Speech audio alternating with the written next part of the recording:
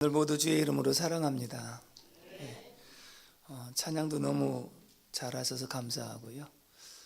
우리 흔히 마누라가 좋으면 처갓집 새말뚝 보고도 잘한다는 그런 말이 있지 않습니까?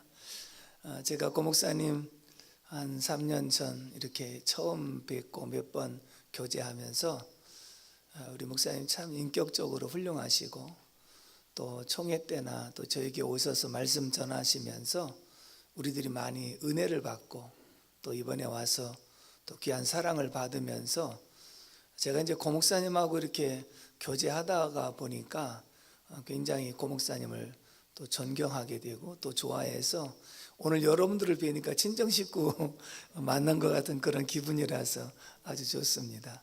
하나님의 은혜가 우리에게 함께 하실 줄로 믿습니다. 사실은 이렇게 가끔 나와서 보면 해외에서 사시는 우리 교민들이 애국자 중에 애국자라는 생각을 항상 갖습니다. 늘 고국에 대한 염려와 기도하시는 그런 모습들, 그런 말씀들을 들으면서 한국에 있으면서도 그렇게 기도 못하고 그렇게 염려하지 못하는데 해외에 계신 분들이 참 고국을 위해서 염려하고 기도하시는 그러한 모습을 보게 됩니다. 여러분들께서 아시다시피 한국에 지금 북한의 핵 문제로 인해서 사실 심각한 도전을 받고 있는 그런 중에 있고 또 우리나라가 지진에 무관한 나라라고 그렇게 알려졌다가 이번에 경주에서 계속되는 지진과 여진 그리고 거기다가 또 홍수 피해까지 입어서 상당히 어려움을 겪고 있는 것입니다. 그래서 북한 핵 위협을 대비해서 사드를 배치해야 된다. 그로 인해서 남남의 갈등이 굉장히 심각한 거거든요. 그것이 결국은 어떤 사상과 이념에 대한 갈등이라고 볼 수 있겠지요. 근데 그보다 더 중요한 것은 무엇이냐면 사실은 우리가 객관적으로 보면 심각한 수준에 이른 문제라고 볼 수 있는데 안에서는 무감각하다는 거예요. 그게 문제죠. 밖에서들은 기도하고 걱정들을 많이 하시지만 안에서는 거기에 대해서 굉장히 무감각해졌다는 것이 문제죠. 마지막 때는 노아의 때와 같고 롯의 때와 같다고 성경은 표현하고 있는데 노아 때와 롯의 때의 특징이 무엇인가? 노아 때에 홍수가 나서 저희들을 다 멸하기까지 깨닫지 못하더니 롯의 때도 유황불비가 내려서 저희들을 다 멸하기까지 깨닫지 못하더니 그것이 가장 큰 심각한 문제였다고 한다면 오늘 현대를 살아가는 사람들에게 있어서 영적으로 상당히 무감각하다는 거죠. 이것이 가장 큰 문제죠. 개인적으로 신앙의 침체가 처음에 왔을 때는 내가 이래서는 안 되는데 라고 하는 생각을 갖지만 그것이 반복되다 보면 이렇게도 살 수 있구나, 이렇게도 편할 수 있구나 이런 생각으로 빠져서 무감각하면 누가 일으켜 줄 수 있는 상황도 아니고 사실은 더 깊은 수렁 속에 빠질 수 있는 소지가 있다는 것이죠. 그렇기 때문에 항상 우리 그리스도인들이라도 깨어서 기도하면서 사태를 심각하게 보고 여기에 대비해서 또 준비할 수 있는 지혜가 필요한 줄로 믿습니다. 오늘 본문 1절을 한번 같이 읽어보도록 하겠습니다. 1절 말씀 시작. 오라 너의 모든 목마른 자들아 물로 나오라. 돈 없는 자도 오라. 너희는 와서 사 먹되 돈 없이 값 없이 와서 포도주와 젖을 사라. 아멘. 이 말씀은 메시아를 통해서 만민에게 구원을 초청하는 말씀입니다. 목마른 자도 다 내게로 오라. 돈 없는 자도 내게로 오라. 이 말씀은 마태복음 11장 28절에서 주님 말씀하신 대로 수고하고 무거운 짐진 자들아 다 내게로 오라. 내가 너희를 편히 쉬게 하리라 하신 이 말씀은 예수님의 외적인 소명이지요. 누구는 다 부르시는 소명을 말하고 있는 것이거든요. 그러면 현대인들에게 목마른 자가 누구이며 또 돈 없는 자가 누구이며 수고하고 무거운 짐진 자들이 누구인가, 이것이 굉장히 중요한 의미입니다. 목마른 자는 육적인 측면에서 정말 목이 마른 사람이 있지요. 전쟁터에서 피 흘리는 군사 병사가 하는 말이 물을 내게 달라, 그렇지 않으면 죽음을 달라. 물이 그만큼 필요하다는 거죠. 우리 인체에 물이 7, 80% 정도가 된다고 그렇게 알려져 있습니다. 그렇기 때문에 육신의 삶 속에서 물을 마시지 못하면 죽는 것이잖아요. 그러니까 육신적으로도 물이 굉장히 필요하다는 것. 때로는 바다에 표류한 사람이 바닷물이 그렇게 많음에도 불구하고 마실 물이 없어서 죽어가는 그러한 모습도 보면 역시 우리 육신도 물은 반드시 필요하다. 그렇다면 여기서 육신적으로 목마른 사람들이라고 한다면 얼마든지 물을 마시면 될 수 있는 상황이고, 그러니까 그런 의미가 아니라 영적으로 갈급한 자, 소외된 자, 또 영적으로 이 세상에 만족이 없이 살아가는 이 모든 사람들을 가리켜서 목마른 자는 다 내게로 오라 라고 그렇게 말씀을 하고 있거든요. 넓은 의미에서는 주님을 알지 못하는 모든 세상 사람들이 다 목마른 자입니다.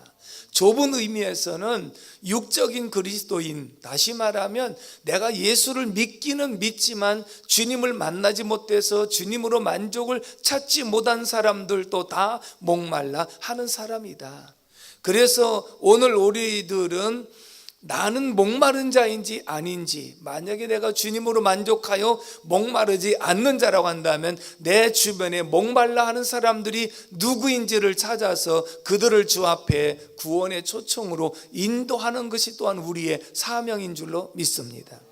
또한 내가 예수를 믿으면서도 항상 갈급해하고 목말라 하는 사람이라고 한다면 이 말씀과 기도를 통하여 우리의 영적인 갈증을 채울 수 있어야 될 줄로 믿습니다. 그렇다면 우리 주변에서 목말라 하는 사람이 누구일까?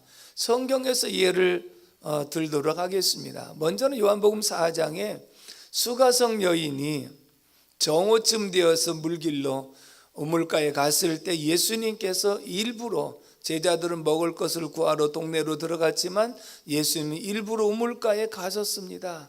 여인을 만나면서 접촉점을 찾기 위해서 여인에게 내게 물 좀 달라. 깜짝 놀랍니다. 내가 보니 당신은 유대인인데 이방인 나에게 어찌 물을 달라고 하나이까? 이 말은 유대인들은 이방인들과 상종도 하지 않았던 상황인데 당신이 어떻게 유대인으로서 나에게 물을 달라고 합니까? 당신은 왜 나를 멀리하지 않고 내게 다가옵니까? 라고 하는 말이지요. 그때 예수님께서 말씀하십니다. 내가 주는 물을 마시면 다시 목이 말려니와 내가 주는 물을 마시면 영원히 목마르지 아니하리라. 깜짝 놀랐습니다. 주여, 그런 물이 어디 있습니까? 그런 물이 있으면 내게도 주소서, 다시는 물길로 오지 않게요. 그렇게 말했습니다. 예수님은 영적으로 말씀하실 때 아직 주님을 만나지 못한 이 여인은 육적으로 알아들었기 때문에 그 물에 대해서 이해를 하지 못한 부분입니다. 그렇다면 내 남편을 데려와라. 저는 남편이 없는데요. 내 남편이 없다는 말이 옳도다. 내가 전에 남편이 5이나 있었으나 지금도 있는 남편이 내 남편이 아니니 내 말이 맞도다. 주여, 당신이 내가 보니 선지자로소이다. 왜? 자기의 과거를 딱 알아맞추는 모습을 보니까 선지자라고 말합니다. 서로 접촉점 가운데 대화하면서 바로 당신이 주님이 아니십니까? 내가 말한 바로 내가 그로라 라고 말씀합니다. 이 말은 무엇이냐면 세상의 쾌락으로도 만족을 채울 수 없는 것이 인간이다. 이 세상의 부귀영화로도 영적인 갈증을 채울 수 없는 것이 우리 인생이다. 내가 남편을 5이나 바꾸고 현재 있는 남편도 내 남편이 아니라고 하는 것은 세상적인 쾌락으로도 만족을 가져오지 못하는데, 예수님께서 주시는 그 물, 생수, 이것이야말로 영원히 목마르지 아니하는 그 갈증을 채울 수 있는 것이 바로 생수 주님이신 줄로 믿습니다. 여인은 그 말씀을 듣고 물동이를 거기다가 놔두고, 그리고 동네로 들어가서 와 보라, 내게 말한 사람이 그리스도가 아니냐. 그렇게 했더니 사마리아의 많은 사람들이 예수님을 보려고 왔다가 예수의 말씀을 듣고 믿게 된 줄로 믿습니다. 거기서 우리가 교훈을 얻을 수 있는 부분이 있다면, 이 여인은 정오에 물을 길러 갔다 그랬거든요. 보통 우리도 성지순례 가서 보면 성지는 대낮에는 굉장히 날씨가 뜨겁습니다. 그래서 사람들이 대낮에는 활동을 잘 하지 않습니다. 물 길러 가는 것도 이른 아침이나 저녁 때 가서 물을 길러 오는 것이거든요. 근데 이 여인은 정오에 물을 길러 갔다는 것은 다른 사람들의 낯을 피해서 갔다는 겁니다. 왜? 자기 스스로도 다른 사람들 앞에 나서는 자체가 위축을 받고 소외된 모습입니다.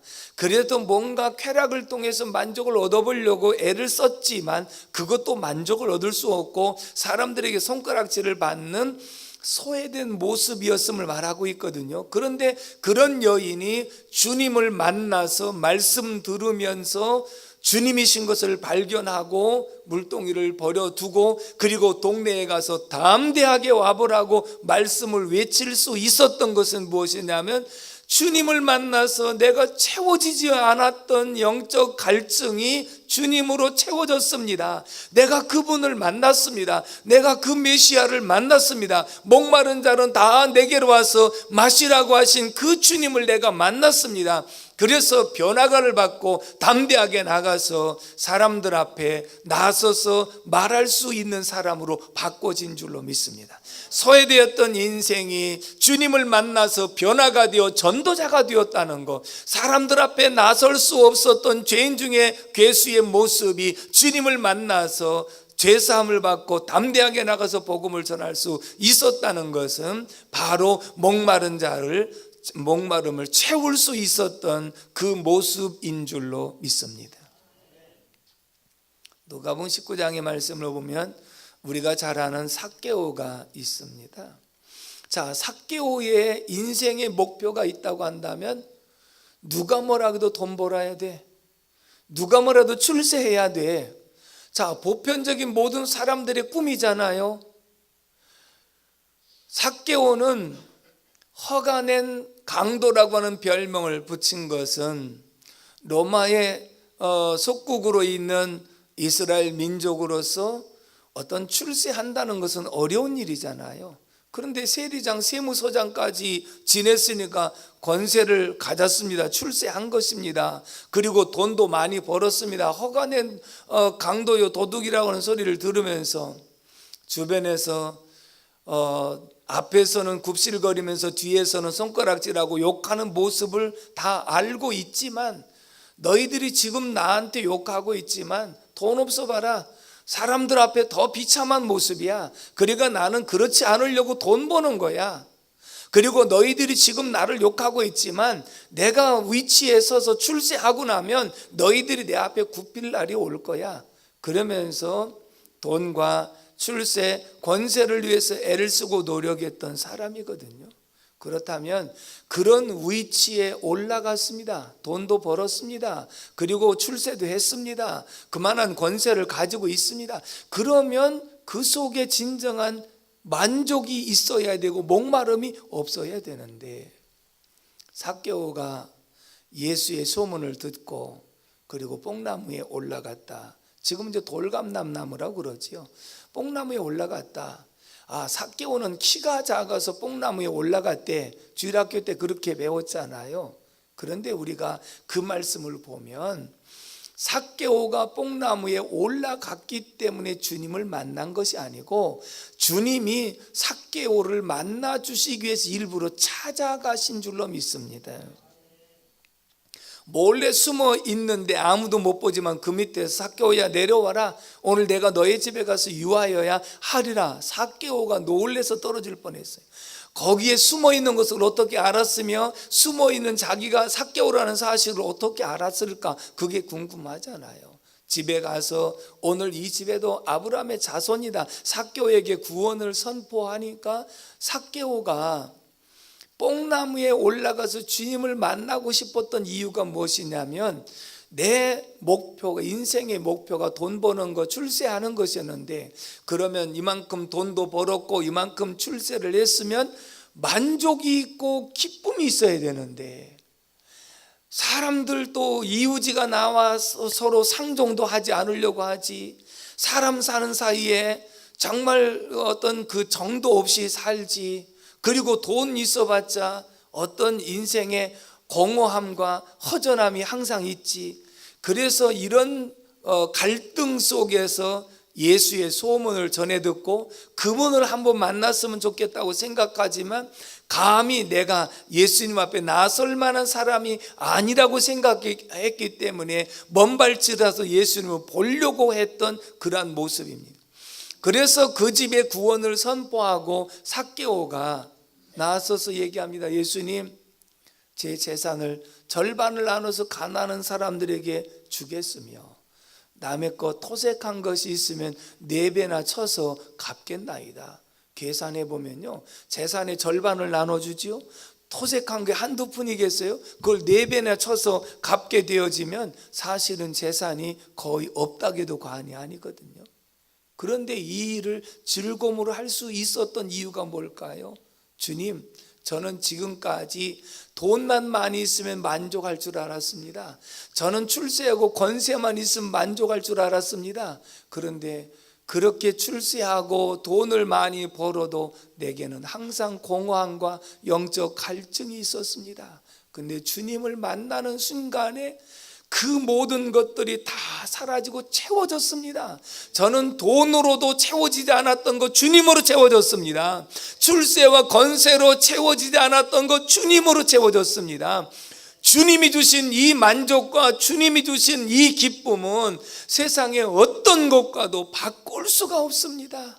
그러니 주님, 제가 재산 가지고 있는 거 이게 주님의 영광을 위해서 쓰라고 주신 줄로 믿습니다. 할렐루야. 영적으로 목말라 했던 사람들이 돈으로도 출세로도 권세로도 쾌락으로도 채워지지 않았는데 오직 주님으로 목말라 하는 것이 채워짐으로써 물질을 관리하고 다스리고 그리고 세상의 모든 것도 관리하고 다스리며 살 수 있는 삶이 목마름이 해결되어진 모습인 줄로 믿습니다. 전도서 5장 10절에 한번 따라서 해주실까요? 은을 사랑하는 자는 은으로 만족함이 없고 풍요를 사랑하는 자는 소득으로 만족하지 아니하니라. 아멘이십니까? 은을 사랑하는 자는 은으로 만족함이 없어요. 제가 가끔 서울에서 그렇게 물어봅니다. 여러분들 재산을 어느 정도 가지고 있으면 만족하겠습니까? 그래서 제가 처음에는 10억 정도면 만족하십니까? 대답을 안 하셔요. 그럼 100억 정도면 만족하시겠습니까? 그것도 대답하지 않습니다. 그러면 요즘에는 사실 100억이라는 돈은 상상하기 어려운 돈인데 중요한 것은 만약에 내가 100억을 가지고 있으면 만족할 것 같습니까? 삼성의 이재용 부회장이 돈으로 만족할 것 같습니까? 옛날 정주영 회장이 몸 아파서 병원에 있을 때 내가 빨리 나서서 나가야 된다. 왜 그러시냐고 회장님 그랬더니 빨리 가서 돈을 벌어야 된다. 자기 돈이 얼마인 줄을 모르는 분이 돈을 또 벌어야 된다는 거예요. 그 얘기는 수십억, 수백억, 수천억을 가져도 은을 사랑하는 자는 은으로 만족함이 없고 사람의 욕심이 끝이 없기 때문에 내가 소유로는 어떤 것도 만족할 수 없다는 것 인정하십니까? 그렇다면 내가 이 세상에 만족이 없이 살아가는 게 얼마나 불행한 것인가? 이곳은 잘 모르겠어요. 한국에 보면 요즘에 중독에 걸린 사람들이 모두다라고 이렇게 표현할 정도로 알코올 중독, 마약 중독, 또 게임 중독, 도박 중독, 또 경마 중독, 하여튼 쾌락 중독, 다 중독에, 이 말을 속된 표현은 미쳐서 사는 사람들이라고 그렇게 말을 한다 그 말입니다. 그러면 그분들이 왜 중독에 걸렸을까요? 뭔가 이것이 만족할까 저것이 만족할까라고 생각해서 쾌락을 쫓아가고 술을 쫓아가고 마약을 쫓아갔는데 가면 갈수록 더 공허하고 갈등 속에 있는 것이지 세상에 어떤 것으로도 만족을 줄 수 없었다는 겁니다. 오직 우리 인생에 만족을 줄 수 있는 분은 영혼과 육체를 동시에 창조하신 주님을 만날 때만 가능한 줄로 믿습니다. 그래서 우리는 주님 없이는 살 수 없는 거예요. 제가 처음에 은혜 받고 많이 불렀던 복음성가가 있습니다. 내 마음속에 있는 참된 이 평화는 누구도 앗아갈 수 없네. 주님은 내 맘에 구주 되시오니 오주 없이 살 수 없네. 오주 없이 살 수 없네. 주님은 날 구하셨네. 주님 없는 세상 평화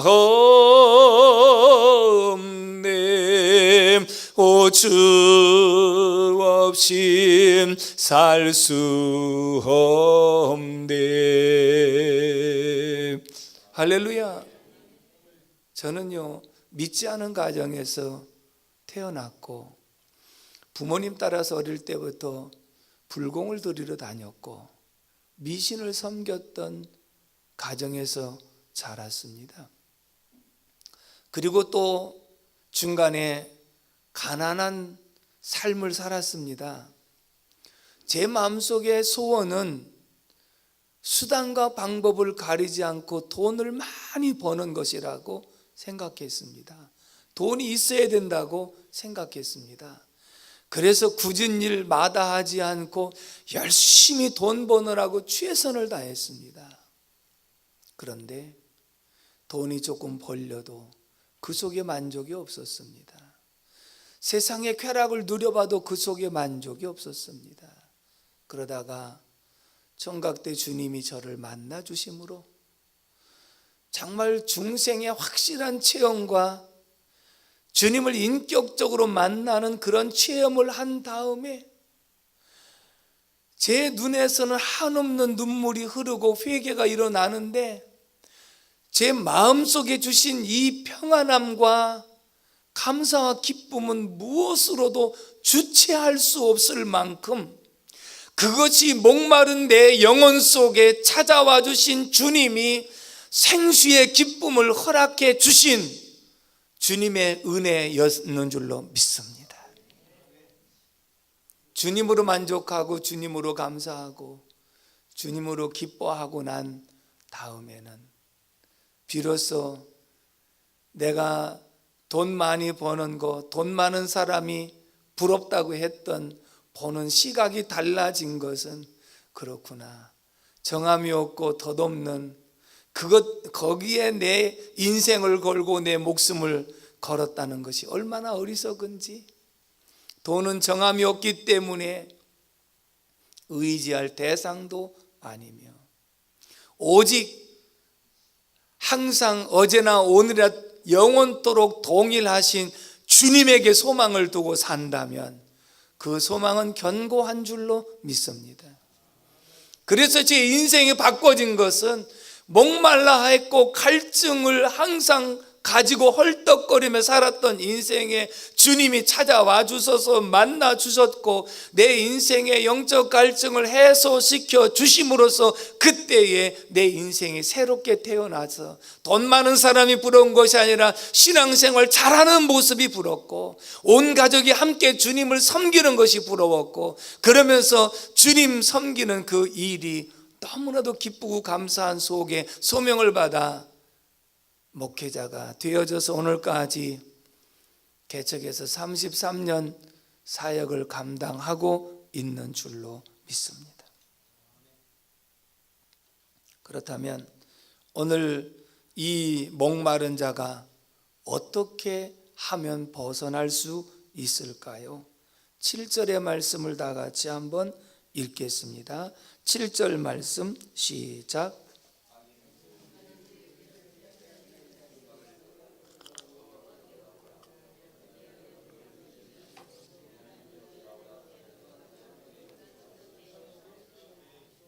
아멘. 따라서 합시다. 생각을 버리고 여호와께로 돌아오라. 아멘.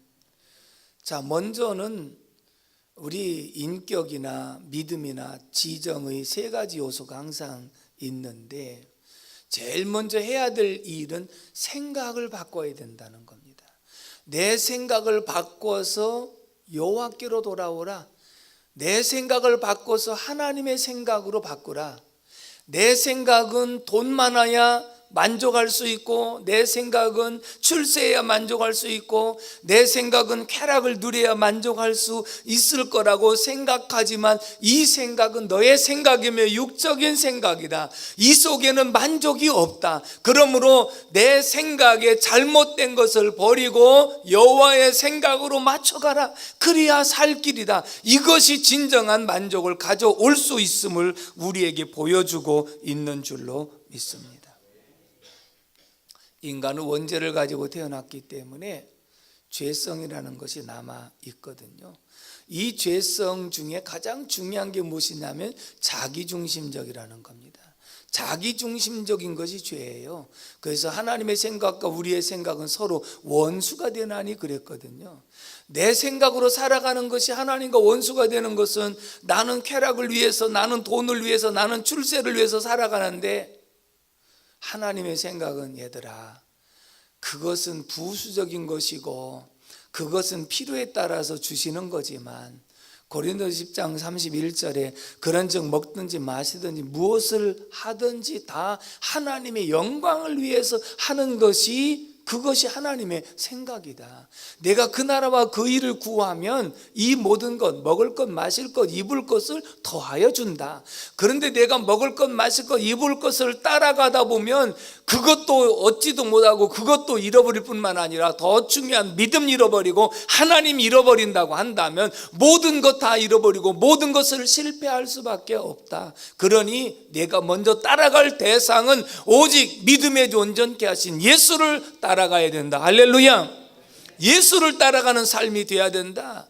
내가 어디에 가서 살든지 무엇을 하든지 주 예수 그리스도의 이름을 앞세우고 예수를 따라가는 삶이 되어지면 그 후에 영혼이 잘된 같이 범사가 잘되고 강건한 축복이 따라오게 되어 있다. 그러나 내가 부수적인 것을 따라가다 보면 믿음 잃어버리고 하나님 잃어버리면 다 잃어버리는 것이다. 그래서 오직 우리의 생각을 바꾸라고 그렇게 말씀하는 줄로 믿습니다. 장수하신 분들의 특징을 보면 그분들이 참 긍정적이고 낙천적이다, 이런 특징들을 가지고 있습니다. 재작년에 105세 되신 할아버지가 TV에 나왔었거든요. 그러면서 그분이 그런 얘기를 하더라고요. 할아버지, 장수의 비결이 뭐라고 생각하십니까? 그랬더니 장수의 비결이 따로 있나? 안 죽고 오래 사니까 장수지. 똑같은 표현을 하더라도 그렇게 재미있게 표현을 하셔요. 그러면서 할아버지 그는 금년에 연세가 몇이신가요? 5살 먹었지. 아니 왜 5살? 100살은 무거워서 집에다 놓고 왔어. 할아버지 지금까지 이렇게 사시면서 힘들고 어려운 일도 많았고 때로는 모함을 이렇게 받은 그런 일도 많을 텐데 어떻게 그것을 극복하고 지금까지 오셨나요? 그랬더니 뭐 지들이 욕하든지 말든지 내버려 뒀더니 그들은 다 죽었어. 나만 살았지. 그러니까 그냥 한마디씩 이렇게 받아 넘기시는 그 표현이요 굉장히 긍정적이면서 또 아주 낙천적으로 말씀하시는 그런 특징들을 가지고 있어요. 저에게도 연세가 많이 드신 분들이 지금 많이 계신데 나이 굉장히 연세 많이 드신 분이 계셨어요. 가끔 가다가 이제 여쭤보거든요. 집사님 금년에 연세가 몇이세요? 물러 세다가 잃어버렸어. 그러니까 이 장수하신 분들의 어떤 그런 특징들을 가지고 있는 것을 보게 되거든요. 제가 아는 목사님은 이제 어르신들을 잘 섬기는 목회를 하셔요. 그래서 옛날에는요 이제 오시면 용돈으로 5,000원씩을 드렸거든요. 근데 한 500명 오시고 그러니까 너무 오시니까 3,000원 드려요. 그러다 지금 2,000원씩 드린다고 하더라고요. 그게 점심 드리고. 그러니까 어르신들 65세 이상이면 전철 다 공짜잖아요. 그러니까 소문 듣고 다 그렇게 이제 오시고 그러는데 한 분은 이제 설교를 항상 하고 예배 드리고 그리고 점심 드리고 가실 때 용돈 드리고 이제 그런 사역을 하는데 어르신들 가운데 지금까지 이렇게 살아오시면서 좀 미운 사람들이 없었느냐고, 미운 사람들이 없었던 분 계시면 한번 손들어 있더니 딱 저기서 한 분만 들더래요. 다른 사람은 다 미운 사람이 있고 그런데 한 분만 이 손을 들었대요. 아니 할아버지는 그럼 미운 사람이 하나도 없느냐고 그랬더니 없다고 그러더래. 얼마 전까지 있었는데 얼마 전에 죽었어. 이제 그게 이제 오래 사시는 분들의 어떤 특징이 그렇게 긍정적으로 생각하시고 낙천적으로 생각하는 그런 면이 하나 있었거든요. 자, 일반 세상적으로 성공했다고 하는 성공자의 특징이 있습니다. 그분들도 굉장히 긍정적이고 항상 낙천적인 그런 공통점을 갖고 있습니다. 제 고향 충남 대천인데 홍성에서 안면도로 들어가다 보면 거기에 이제 옛날에 현대에서 간척 사업으로 바다를 막았습니다. 그래서 바다를 막은 그 길을 A지구, B지구라 그래서 AB지구라고 그러는데 A지구, B지구를 막을 때 양쪽에서 이렇게 바다를 막아오잖아요. 근데 이제 가운데에 물살이 너무 세지는 거예요. 바다를 양쪽에서 높이 막았으니까 그 가운데로 흐르는 물이 굉장히 세잖아요. 그런데 아무리 공학 박사라도 그 물을 막을 길이 없는, 그걸 막아야 되는데 그걸 막을 길이 없는 거예요. 누구도 다 할 수 없다는 거예요. 정정 회장이 그곳에 딱 가서 보더니 이게 막을 수 없습니다. 그러더니 알았다고 그러서 가고 나서 한참 있다가 보니까 정정 회장이 러시아에서 폐선박 큰 배를 그걸 2대를 갖다가 거기다가 폐선박 안에다가 시멘트나 이런 걸 갖다 꽉 채워갖고 양쪽에다 탁 갖다가 걸쳐놓고 그리고 막아. 그게 정지용 공법이라는 거예요. 공학 박사도 생각하지 못한 그런 내용을 그분이 생각해내서 그래서 그 정지용 공법으로 막았다. 지금 거기에도 이렇게 어떤 그 기념관이 있는데 그런 내용이 실려 있거든요. 정종 회장이 처음에 인천에 그 하역 작업을 하고 노무대로 일을 하시면서 그분의 빈대 철학이 있습니다. 옛날에는 빈대가 있으면 어르신들 빈대 있고 이도 잡고 했던 시절이 있잖아요. 그런데 저녁에 빈대가 있어 잠을 못 자는 거예요. 이보다도 빈대는 한번 물리면 막 퉁퉁 붓거든요. 그런데 도대체 자다가 일어나 보면 빈대가 올라와가지고 그래서 방법을 쓴 것이 뭐냐면 침상을 이제 뭐 이렇게 판자로 만들어 갖고 그 침상 네 다리에다가 세숫대에다가 물을 떠 가지고 이 침상 다리에다가 물을 갖다. 왜냐하면 그렇게 하면 빈대가 물을 통과를 못할 테니까 침상으로 올라오지 않겠지. 그래서 안심하고 자는데 자다 보니까 또 빈대가 왔어요. 그래서 불을 켜놓고 보니까 도대체 이 빈대가 어디로 올랐을까? 왜냐하면 다리 아니면 올라올 데가 없는데. 그리고 불을 켜고 보니까 빈대가 이 벽을 타고 올라가고 천장에서 점프. 거기서 깨달은 것이 무엇이냐면 말 못하는 미물도 자기의 목적을 달성하기 위해서 이렇게 벽까지 타고 천장까지 타고 올라가서 떨어져 갖고 목적을 달성하더라. 하물며 어떤 일에 부딪히고 좌절할 수는 없다. 거기서 빈대에서 얻은 그 철학이 그분을 성공하게 만들었다는 내용이 빈대 철학이거든요. 그렇다면 오늘 우리들은 내가 주님으로 만족하지 못하는 삶을 살아간다면 세상에 어떤 것으로 만족할 수 없다. 다만 진정한 만족을 원한다면 내 생각을 버리고 여호와의 생각으로 맞춰가라. 초점은 여호와에게 맞춰라. 하나님에게 맞춰라. 주님에게 초점을 맞추고 살면 그것이 내 인생의 진정한 만족을 가져다 주고 내 인생을 승리로 이끌 수 있음을 우리에게 보여주고 있는 줄로 믿습니다. 아멘이십니까? 그래서 우리가 우리의 생각을 바꿔서 여호와께 맞추라. 두 번째는 따라서 합시다. 말을 바꾸라.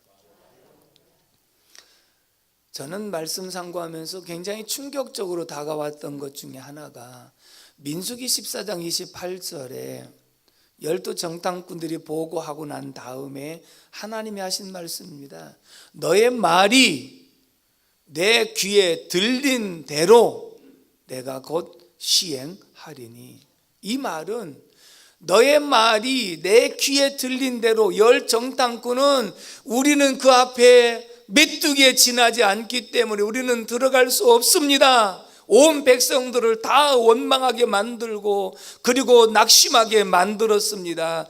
너의 말이 가나안 땅에 들어갈 수 없다고 하는 그 말, 내 귀에 들린 대로 너희들은 들어갈 수 없으며, 여호수아 갈렙 두 사람은 10사람 정탐 보고 내용이 맞습니다. 그러나 하나님이 우리와 함께 하시면, 그들은 우리의 밥입니다, 하나님이 우리를 약속하셨기 때문에 들어갈 수 있습니다 하는 그 고백대로 들어가게 하신 줄로 믿습니다.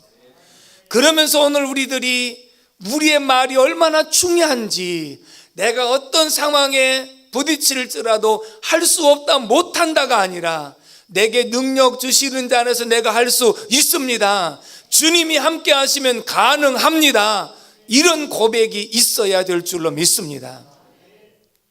마가복음 11장 23절 이하의 말씀, 이 산더러 들려 저 바다에 던지우라 할지라도 그 말하는 것이 이룰 줄로 믿고 의심하지 아니하면 그대로 되리라. 할렐루야. 어떻게 산이 들려서 바다에 던지워질 수 있다는가요? 어느 시골교회 집회 갔던 목사님이 그런 얘기 하시더라고요. 그 여집사님이 간증을 하면서 저는 그 말씀 성취된 것을 경험했습니다.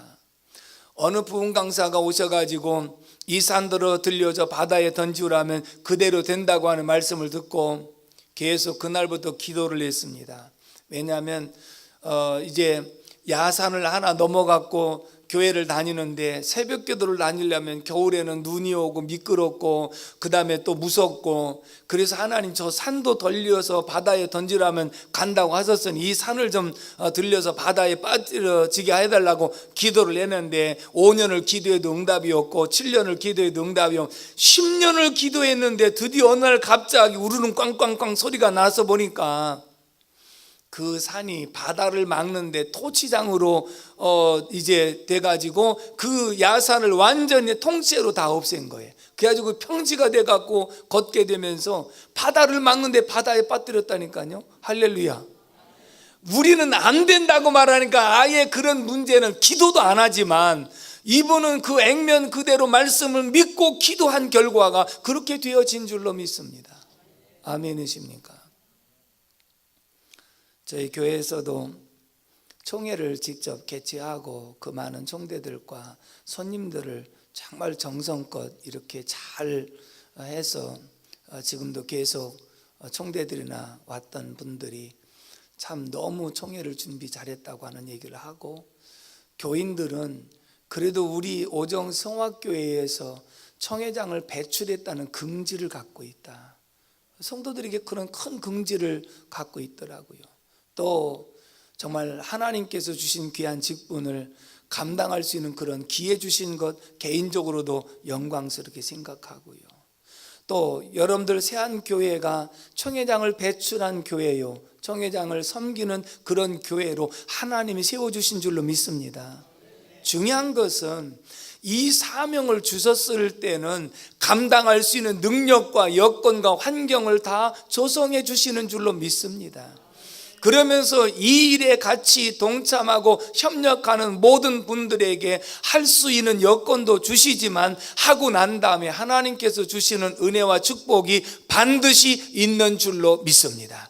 그러므로 어떤 상황 속에서도 우리가 힘들다 어렵다라고 말하지 말고 감당할 수 있기 때문에 하나님이 주셨다. 할렐루야. 그러면서 최선을 다해서 아름답게 총회장을 마무리 잘 하시도록 여러분들 보조하시고 기도하시면서, 그래서 저희 교회 같은 경우는 제가 총회장 되기 전 부총회장 때부터 기도로 준비하고 총회를 준비했고, 그 다음에 총회장의 사명을 감당할 때 1차 성도들이 다 함께 목사님 마음껏 총회장 일을 감당하실 수 있도록 하십시오 하고 장로님들이 딱 모아서 성도들에게 광고하고, 한 번씩 1년에 딱 한 번 헌금을 이렇게 모아서 이제 많은 돈을 가지고 마음껏 한번 사용하십시오. 그렇게 해서 잘 감당을 했던 그런 기억이 있습니다. 여러분들에게도 이런 은혜가 있기를 주님의 이름으로 축복합니다.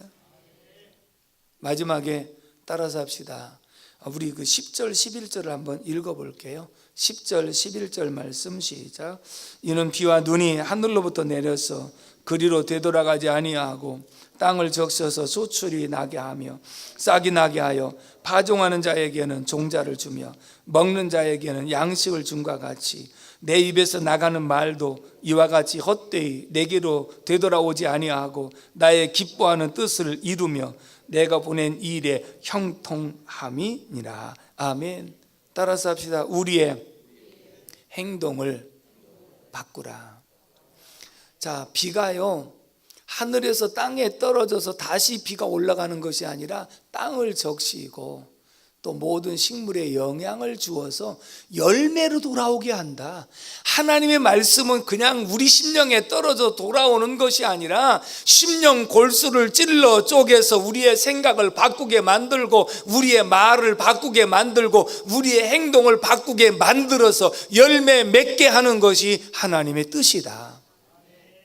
그래서 오늘 우리들은 말씀을 들어도 그냥 귀로 듣는 것이 아니라 가슴으로 받고 내 마음속에 이 말씀을 받아서 말씀대로 내 생각을 항상 하나님의 생각에 초점을 맞추고 나의 말도 항상 긍정적으로 하고 믿음의 말을 하고 그리고 소망적인 말을 하고 행동도 이제는 내가 주님의 행동으로 주님의 생각으로 바꿔서 살아가는 것이 열매인 줄로 믿습니다.